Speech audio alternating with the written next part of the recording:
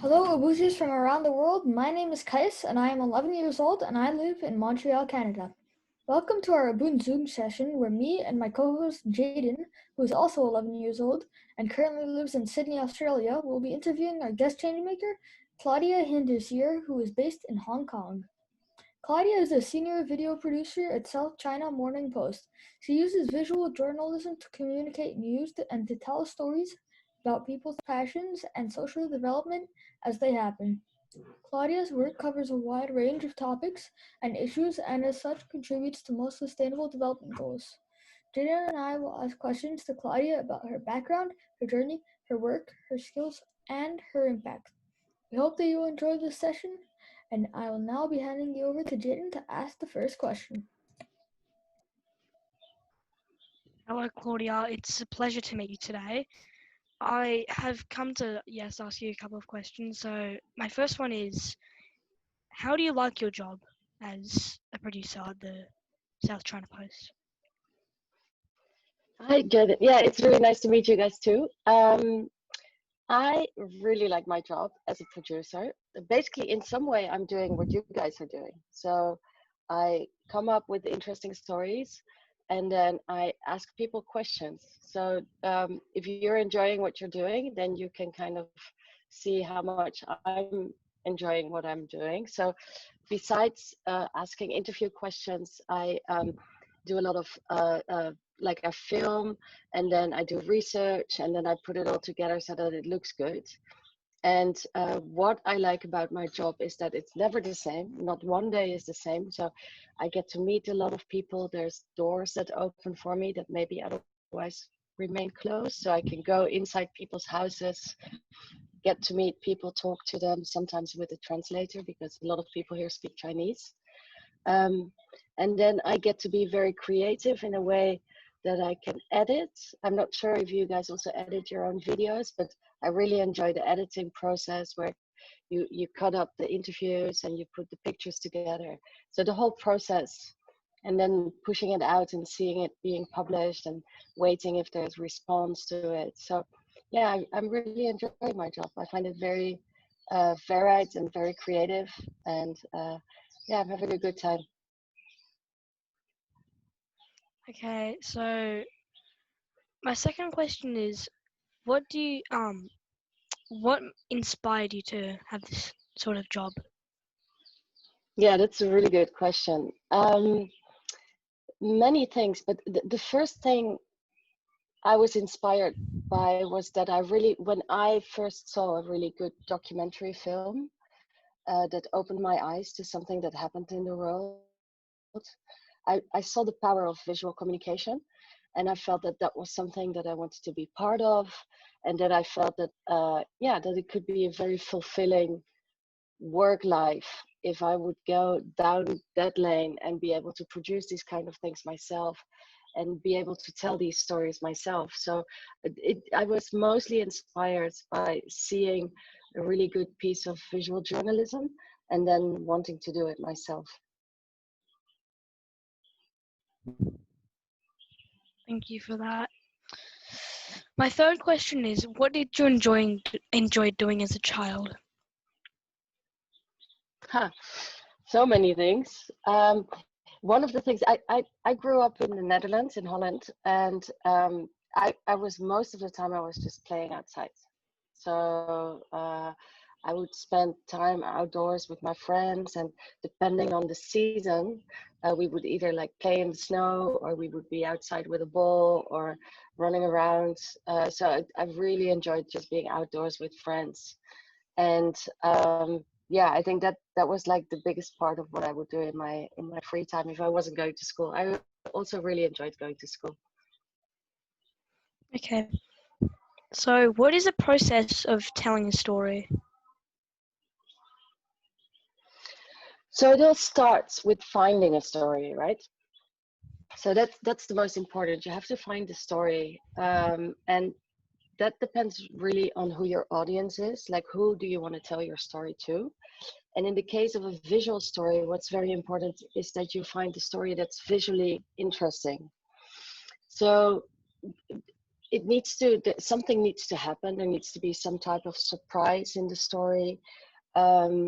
And people need to be willing to share the story with you. So you can't just kind of knock on someone's door and say like, I'm going to tell you a story, because if they're not like interested in sharing their story, then that doesn't go very far. So a lot of research needs to be done in how interesting is this story. Has this story been done before? You know, like you want it to be quite original, and you have to understand the visual aspect of it. Is something happening? Is it moving? Like, it would be really difficult to do a visual story about let's say a bonsai tree, because it takes a lot of time for it to grow and there's not much happening. But it's really much easier to do a story about a surfer, let's say, because there's stuff happening, somebody goes places, and then you have to, of course, find like a deeper meaning to do a story. Like, it can partly be inspirational. It's interesting to tell a story of someone that inspires other people. It can be a social story. It can be about the environment. You know, there's so many stories that you could do that would open people's eyes for the sustainable development goals. You can do it about poverty. You can do stories about drought. So it really depends what you want to tell and who you want to tell it to. That is some good knowledge and understanding on how to, like, the process of creating and telling a story. So, what change do you hope to create by telling these sort of stories? Say that again, sorry. What change do you hope to create by telling these stories? Yeah, it depends which story, but what I hope is that my stories show the reality of what's going on in this world. And it can be anything. Like, for instance, if we do environmental stories, I like people to understand what's, you know, in certain ways that the environment is being pressured by human action, and for just someone to see that and to understand, maybe they can take action. So my whole job is focused on showing what's going on in the world so that people can actually act. And it can be everything. It can be about, for instance, struggles within the LGBT community, people that don't feel accepted because of their choices, for instance, in their love life. Or it can be about nature, how it's been pressured and how it's under pressure and what needs to happen. It can be political. So it's really depending on the stories that we end up telling at a certain time. Like, of course, these days we've been showing a lot of stories about the coronavirus and how it impacts people working in hospitals, how it impacts families. And so the idea is that if we are able to tell these stories, that both politicians and individual people can react to it, because it all starts by knowing the problem before you can fix something, right? Yes, that actually is true. So, have any of these stories changed you? That's also a great question. I think so, yes, in many ways, actually, because I mean, my eyes open all the time when I do these stories. Like, for instance, the other day I had this amazing story that I could do. I could do a VR story in the tropical rainforest in Sumatra in Indonesia. So I was there with a camera that films virtual reality, so that when the viewer kind of watches it with the virtual reality glasses, they have the impression that they are in the rainforest themselves. And so I had the chance to go inside the rainforest with some people that work there to preserve the orangutan, because it's one of the few places where the orangutan is still living. And so I was invited into the life of these rangers, and we were there for days looking around, finding this ape. And it was a fantastic experience. And of course, like all these experiences, they changed me so much, and for the better, because I have the feeling that I have had so much chance to see how other people live and how diverse the world is, and how even people that live under a lot of stress, how they can still be joyful and hopeful. So yes, so many stories. And also I stay friends with a lot of the people that I do stories about. I did a story in Hong Kong about poverty amongst children, like youth poverty. And there was a young girl, she was 9 at the time, that I filmed, and I spoke to her, and I talked about how if it was difficult to be poor in Hong Kong. And then I'm still in contact with her through Facebook. So when she does something, we talk, and yeah, I remain friends with a lot of the people I do stories with. Okay, now for my last question. If you were not doing this job, what job would you have instead? I've always thought that if I wasn't doing this, I would like to be an architect. I really love architecture, and it's also a very um, social job, because you're always thinking about people and how the place where they live or where they work, how that adds to, like to their life, and how you can make it pretty on one side and also useful. So yeah, I would definitely be an architect if I wasn't doing this. And you? What do you want to be? Do you have a plan? I'm not too sure yet, actually. Uh, I you mean, have a lot of me, time to think. for me, I don't really know what job I would want, but probably a journalist. Oh, so you're on the right track. Yeah. Okay, so I have a few questions, not too many. Uh, do you know Mandarin? That is one. I studied some Mandarin. I studied it for 2 years. Um, my previous employer was a Chinese media, and so I traveled all the time to China. But in Hong Kong, people speak Cantonese, and it's a different language from Mandarin. So I stopped studying because it's very difficult. But I do speak Japanese. Cool. Mhm. All right. So how did COVID-19 affect your work? In every way possible. So first and foremost, we had to like work from home. Everybody had to go home and work remotely. So we were like talking a lot through through Zoom Hangouts and Google Hangouts, and we had to like communicate through Slack and WhatsApp and those kind of things. And then we couldn't travel, because as a journalist, you'll see part of your work is very often that you travel abroad and you go to places to tell those stories. So all of a sudden, me and my entire team, we were stuck in Hong Kong. And Hong Kong is a city of 7 million, but it's quite small.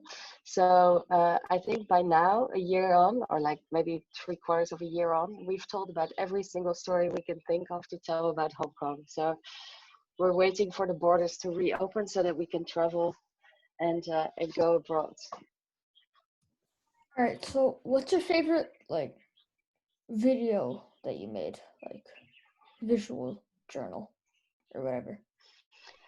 So I made a video in Bangladesh, in Dhaka, in the capital, about this woman who takes care of children that don't have parents.